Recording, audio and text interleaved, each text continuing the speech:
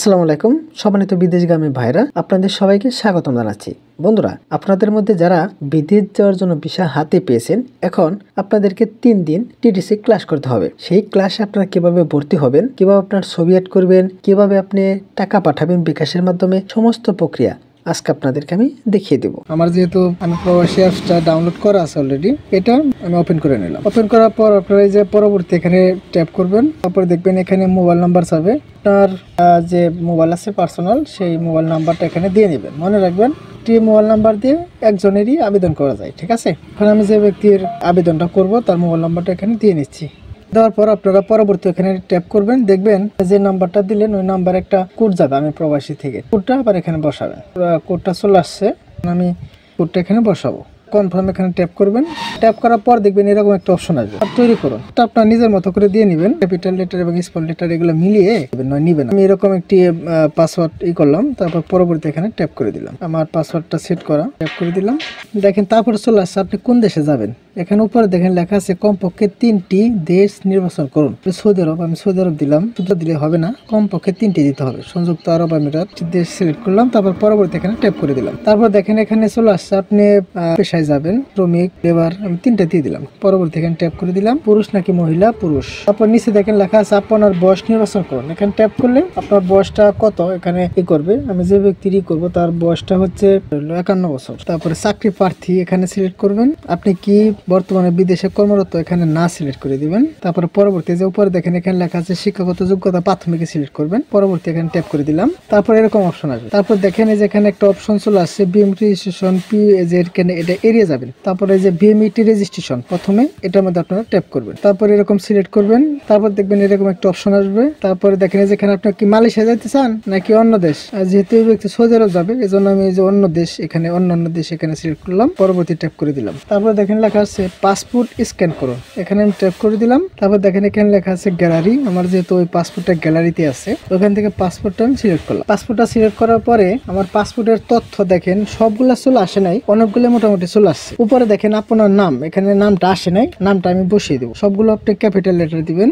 দেখেন আমি নামটা বসিয়ে দিলাম। তারপর নিচে দেখেন লেখা আছে পাসপোর্ট নাম্বার, অটো চলে আসছে। অটো যদি না আসতো আমরা নিজেরা বসিয়ে নিতাম। পাসপোর্ট নাম্বার আমরা একবার মিলিয়ে নিব। দেখেন ঠিক আছে। তারপর দেখেন পাসপোর্ট প্রদানের তারিখ, আপনার পাসপোর্ট প্রদানের তারিখ এখানে দেখেন লেখা আছে, এটা ভুল আসছে, আমি এটা সঠিক করে নিব। পাসপোর্ট মেয়াদ উত্তীর্ণর তারিখ, মেয়াদ উত্তীর্ণর তারিখটা আমরা দিয়ে নিব, যেহেতু এখানে অটো আসে নাই, অনেক সময় আসে। দেখেন দিয়ে নিলাম। তারপর নিচের দিকে যাব, দেখেন এখানে লেখা আছে জাতীয় পরিচয়পত্র। আপনার পাসপোর্টের মধ্যে যে জাতীয় পরিচয়পত্র নম্বরটা এটা মিলিয়ে নেবেন। দেখেন ঠিক আছে। তারপর দেখেন জন্মস্থান, এখানে ট্যাপ করার পর আপনার যে জেলা এটা দিয়ে নেবেন। তারপর পরবর্তী এখানে ট্যাপ করে দিলাম। তারপর এখানে দেখেন লেখা আছে পিতার নাম, আপনার পাসপোর্টে যেরকম আছে ওরকমই দিবেন। দেখেন পিতার নাম আমি দিলাম। তারপর নিচে দেখেন মাতার নাম, দেখেন মাতার নামটা দিয়ে নিলাম আমরা। বৈবাহিক অবস্থা, অবশ্যই বিবাহিত, অবিবাহিত থাকলে অবিবাহিত দিয়ে নেবেন। তারপর দেখেন বিবাহিত দিলে এখানে স্বামী বা স্ত্রীর নামের অপশন এখানে আসে, অবশ্যই দিতে হবে। আপনার পাসপোর্টে যদি বিবাহিত না থাকে তাহলে এখানে আর বিবাহিত দিবেন। এইট আছে, ট্যাপ করে দিলাম। উপজেলা মির্জাপুর, ইউনিয়ন এখানে আজগানা। এখানে বাড়ির নম্বর, আপনার বাড়ির নম্বর দেখবেন একটা কার্ডের মধ্যে লেখা আছে, না মনে না থাকে একটা দিয়ে নেবেন। তারপর নমুনের সাথে সম্পর্ক, আপনাকে অবশ্যই একটা নমুনি দিতে হবে। যেহেতু পিতা বেঁচে আছে, আমি পিতা দিয়ে দিলাম। তারপর এখান থেকে পিতার নাম্বার এটা কপি করে নেবেন, ঠিক আছে, কারণ হচ্ছে আর এক জায়গায় লাগবে। আপনার দাদার নাম কোন। তারপর পরবর্তী এখানে ট্যাপ করে দিলাম।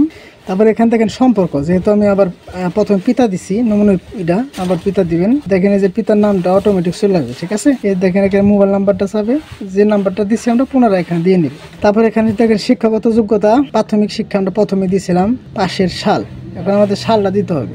1990 দিব। প্রতিষ্ঠানের নাম, বোর্ডের নাম এখানে ঢাকা দিলাম।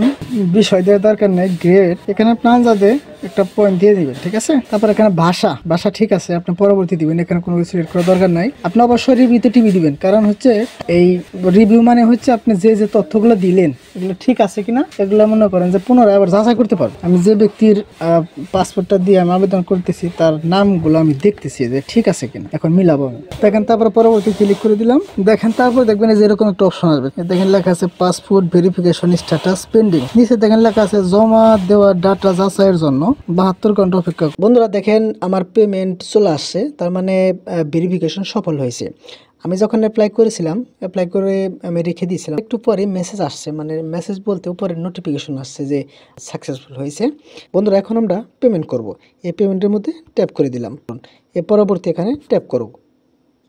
বন্ধুরা ট্যাপ করার পর দেখেন এরকম অপশন আসছে, দেখেন যেখানে বিকাশ, এখানে আমরা ট্যাপ করব, যেহেতু বিকাশের মাধ্যমে আমরা 300 টাকা পেমেন্ট করব। তারপরে যে দেখেন যে I have read and agree, এখানে আমরা ট্যাপ করে দেবো। ট্যাপ করার পরে যে দেখেন 300 টাকার অপশন আসছে, এখানে আমরা আবার ট্যাপ করব। ট্যাপ করলে দেখবেন এই যে এরকম অপশন আসবে, আপনার যে বিকাশ নাম্বারটি, মানে যে বিকাশের মধ্যে আপনার 310টা টাকা আছে, সেই বিকাশ নাম্বারটা এখানে দিবেন। আমার যে বিকাশ নাম্বারটা আছে ওই নাম্বারটা আমি এখানে দিয়ে নিচ্ছি। তারপরে যে কনফার্ম, এখানে আমি ট্যাপ করে দিলাম। তারপর দেখবেন আপনি যে নাম্বারটি দিলেন ওই নাম্বারের মধ্যে একটি ভেরিফিকেশন কোড আসবে। এখানে যে ভেরিফিকেশন কোডটা আছে, এখানে আমরা এই কোডটা কপি করলাম। কপি করার পর এই ভেরিফিকেশন কোডটি এখানে পেস্ট করব। তারপরে যে কনফার্ম, এখানে ট্যাপ করে দিলাম। তারপর বিকাশের যে পিন কোডটা সেটা আপনি এখানে দিয়ে নেবেন। দেওয়ার পর এই যে কনফার্ম, এখানে আবার ট্যাপ করবেন। ট্যাপ করার পর দেখবেন আপনার বিকাশ অ্যাকাউন্ট থেকে 310 টাকা কেটে নেবে। 310 টাকা না, 6-7 টাকা কেটে নেবে আর কি। তারপর বিএমইটির নাম্বার অ্যান্ড স্ট্যাটাস দেখেন চলে আসছে, দেখেন পেমেন্ট সফল হয়েছে। এখানে ঠিক আছে, এখানে আমরা ট্যাপ করব। ট্যাপ করার পর দেখবেন এরকম অপশন আসবে, তার মানে আপনার বিএমইটি কমপ্লিট হয়েছে। এখন আপনাকে যেটা করতে হবে বন্ধুরা, এখন আমরা বিএমইটি কমপ্লিট করলাম। এখন আমাদের পি ডিপার্চার ওরিয়েন্টেশন, তার মানে এখন আমাদের যেহেতু 3 দিন ক্লাস করব, আমরা ক্লাস করার জন্য ভর্তি হতে হবে। ঠিক আছে বন্ধুরা, মনে রাখবেন সপ্তাহে 2 দিন হচ্ছে শিডিউল, রবিবার, সোমবার, মঙ্গলবার, এই 3 দিন এক শিডিউল। আর হচ্ছে মঙ্গলবার, বুধবার, বৃহস্পতিবার টি ডিপার্চার ওরিয়েন্টেশন, এখানে আমরা ট্যাপ করে দেবো। তারপর শুরু করুন, এখানে ট্যাপ করব। তারপর দেখেন এখানে লেখা আছে দেশ নির্বাচন করুন। যেহেতু আমি যে ব্যক্তির বিএমইটিটা করলাম সে সৌদি আরব যাবে, সৌদি আরব ট্যাপ করে দিলাম। ট্রেনিং সেন্টার, আমরা যেহেতু টাঙ্গাইল জেলার অন্তর্গত, আমাদের এই প্রার্থীগুলা সব টাঙ্গাইল কারিগরি প্রশিক্ষণ কেন্দ্রে গিয়ে ক্লাস করবে। ঠিক আছে, এই জন্য আমি কারিগরি প্রশিক্ষণ কেন্দ্র টাঙ্গাইল সিলেক্ট করে দিলাম। তারপর দেখেন এখানে লেখা আছে নভেম্বর মাসের 9 তারিখ। ঠিক আছে, নভেম্বর মাসের 9 তারিখে শিডিউল আছে, এই 9-এর মধ্যে আমরা ক্লিক করে দিলাম। সকাল 9টা থেকে বিকাল 4টা পর্যন্ত। ঠিক আছে, এখানে ট্যাপ করে দিলাম। তারপরে যে বুক করুন চলে আসছে, যে পেমেন্ট করুন, এখানে ট্যাপ করে দিলাম। তারপরে যে পরবর্তী, এখানে ট্যাপ করব। তারপরে যে আবার বিকাশ, এখানে ট্যাপ করব। তারপরে যে I have read and agree, এখানে আবার ট্যাপ করব।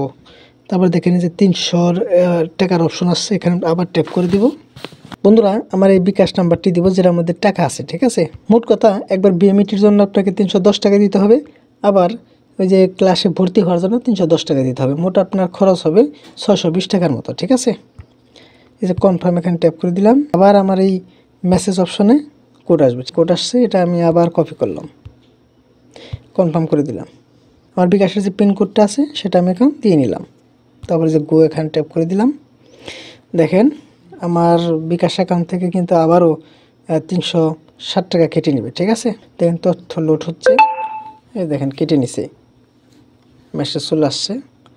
নিচে দেখেন লেখা আছে ছবি যোগ করুন, এখানে ট্যাপ করব। তারপরে এই যে ছবি যোগ করুন, এখানে আবার ট্যাপ করব। তারপর গ্যালারিতে ট্যাপ করব, যেহেতু আমার ছবিটা গ্যালারিতে আছে। এই দেখেন ওই ব্যক্তির ছবিটা আমি আগেই আমার মোবাইলে গ্যালারিতে রেখে দিয়েছিলাম, ওইখান থেকে আমি করলাম। দেখেন ঠিক আছে, এখানে ট্যাপ করব। দেখেন ওই ব্যক্তির এটা কিন্তু চলে আসছে, ছবিটা কিন্তু অ্যাড হয়ে গেছে অলরেডি। বন্ধুরা টিটিসি ক্লাস করার জন্য যা যা দরকার আমরা একেবারে শেষ করে ফেললাম। অথবা যেখানে ক্লিক করুন আপনি ডাউনলোড করতে পারবেন। দেখেন ডাউনলোড শুরু হয়েছে।